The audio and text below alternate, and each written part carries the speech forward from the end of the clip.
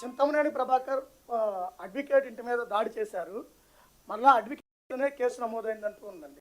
ఏంటండి?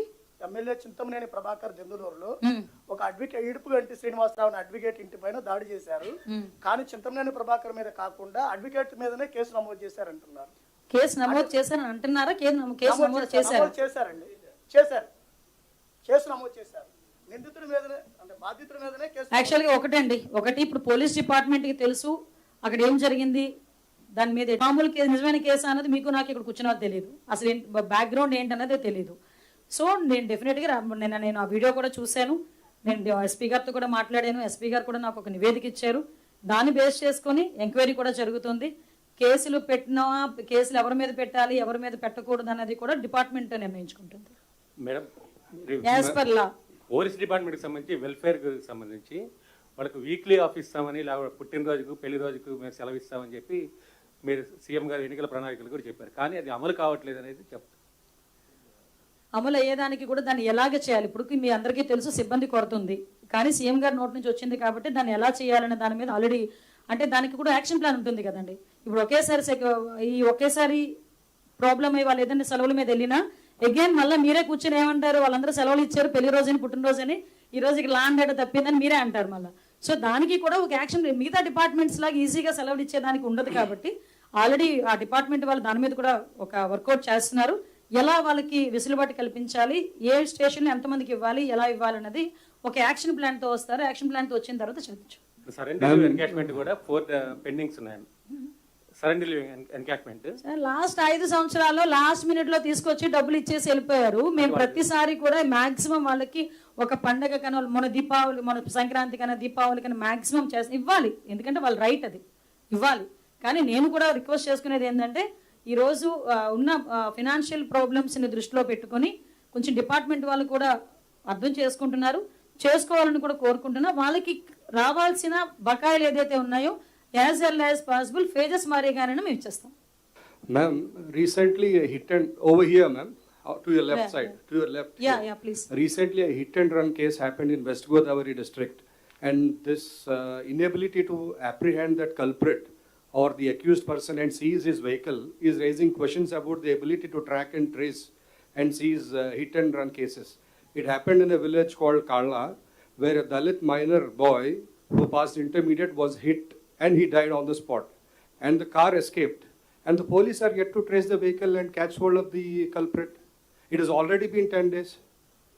సార్ ఒకటి విషయం ఏంటంటే మాకు ఇన్వెస్టిగేషన్లో ఎక్కడైనా ఆ ట్రేస్ అయితే కనుక వెహికల్ ట్రేస్ అయినా నిందితుడు ఎవరైనా ట్రేస్ అయినా ఇమీడియట్గా తీసుకొస్తాం. అందులో ఎక్కడ కూడా మాకు ఇందులోని దాబ్రికాలు అవసరం లేదు, ఎవరు బంధుత్వాలు కూడా ఉండవు పోలీసులకి. ఓకే, నేనేమంటానంటే కొన్ని సందర్భాల్లో ఒక్కొక్క కేసు ఇమీడియట్గా 2 గంటల్లోనే ట్రేస్ అవుట్ చేయగలం. ఒక్కొక్క కేసు కొన్ని సందర్భాల్లో ఒక 2 days అయినా 3 days అయినా కూడా ట్రేస్ చేయలేకపోవచ్చు. కానీ మా డిపార్ట్మెంట్ దాని మీద ఎఫెక్టివ్గా వర్క్ చేస్తున్నారు. ఇమీడియట్గా వాళ్ళందరినీ కూడా పట్టుకుంటాం. 10 రోజులు అయిందండి, నియర్లీ 10 days. యా సార్, దాని మీద టెక్నికల్ ఇష్యూస్ ఏమున్నాయి ఒకసారి నేను కూడా చెక్ చేసుకుంటాను. మీరు చెప్పారు కదా, ఇప్పుడు నేను కూడా చెక్ చేసుకుంటాను. Thank you. Madam, ACB data ఒకటి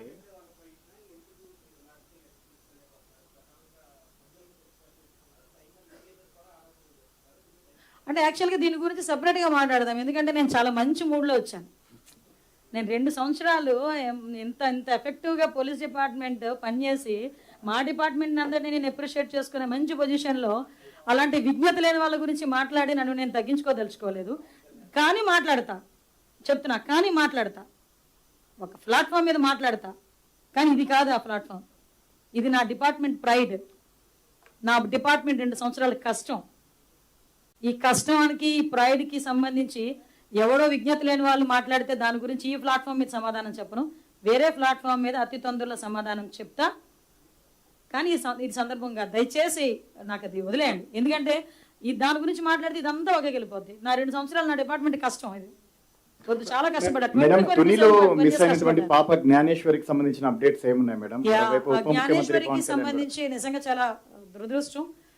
నేను ప్రతిరోజు మార్నింగ్ ఈవినింగ్ ఎస్పీ గారితో నేను మాట్లాడుతున్నా.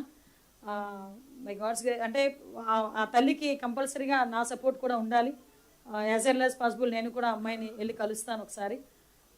నా చిన్న పిల్ల ఎక్కడైతే తప్పింది, ఆఖరికి ఆ డాగ్ ఏదైతే అమ్మాయిని అసిస్ట్ చేసి వెళ్ళిందో ఆ డాగ్ చనిపోయిన తర్వాత కూడా పోస్ట్ మార్టం కూడా చేయడం జరిగింది. ఆ రిపోర్ట్ కూడా రావడానికి ఒక one day post mortem report వస్తుంది.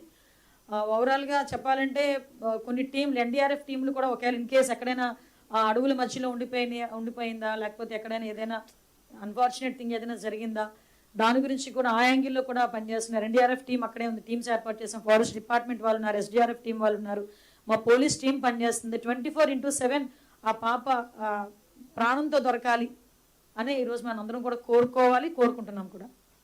మేడం సైబర్ కేసులో ఇప్పుడు చాలా వరకు చాలా కట్టడి చేశారు, కానీ పోలీసులు ఒక చిన్న సమస్య వస్తుంది.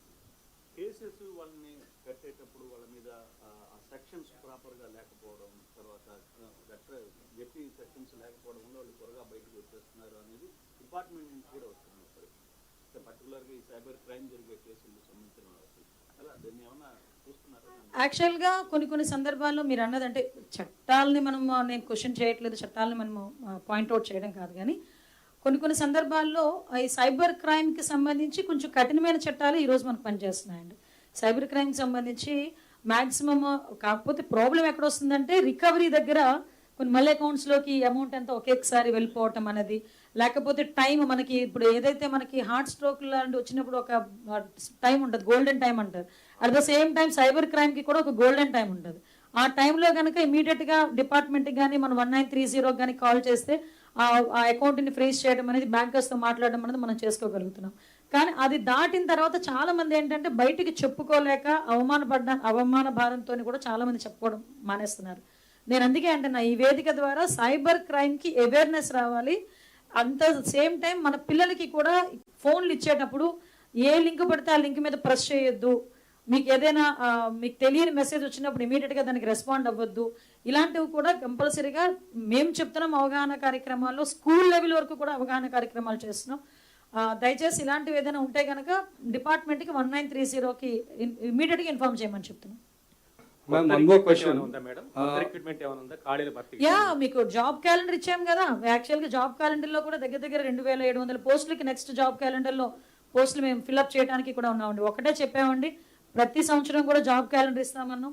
మేము ఇచ్చేది లాస్ట్ గవర్నమెంట్ చెప్పిన జాబ్ క్యాలెండర్లో సాక్షి క్యాలెండర్ కాదు మేము ఇచ్చేది ప్యూర్ జాబ్ క్యాలెండర్. ఆల్రెడీ బయట కూడా ఇచ్చాము, అనౌన్స్ కూడా చేసాం జాబ్ క్యాలెండర్స్. అందులోని కూడా దగ్గర 2000 మందికి పైగా పోలీస్ రిక్రూట్మెంట్ జరుగుతుంది. ఆల్రెడీ 6000 జరిగింది, ఇంకా ఫర్దర్గా. మేడం, గంజాయి డ్రగ్స్ కి సంబంధించి ఏంటి విఆర్లో ఉండడం అని ఈ రోజు కొత్తగా జరిగిందా? విఆర్ అన్నది ఆటోమేటిక్గా పోలీస్ డిపార్ట్మెంట్లో వన్ ఆఫ్ ద పార్ట్. అది అందరి డిపార్ట్మెంట్ని తీసుకెళ్లి స్టేషన్లో పెట్టలేం కదా. ఎమర్జెన్సీ పర్పసెస్లో కొంతమంది విఆర్లో, కొంతమంది ఎస్పీ ఆఫీస్లో ఉంటారు, ఒకసారి ఐసీ ఆఫీస్లో ఉంటారు, ఒక మంది డీసీపీ ఆఫీస్లో ఉంటారు. It's common. ఈ రోజు ఏదో కొత్తగా మేము విఆర్ విధానాన్ని తీసుకొచ్చామని మాట్లాడతారేంటి? ఎక్కువ మంది ఖాళీలు ఉంటే ఇంత ఎఫెక్టివ్గా ఎలా పని చేయగలమండి? 14% ఎలా దొక్కుతుందండి? చెప్పండి ఒకసారి. మేడం ఇది లెక్కలు కాదు.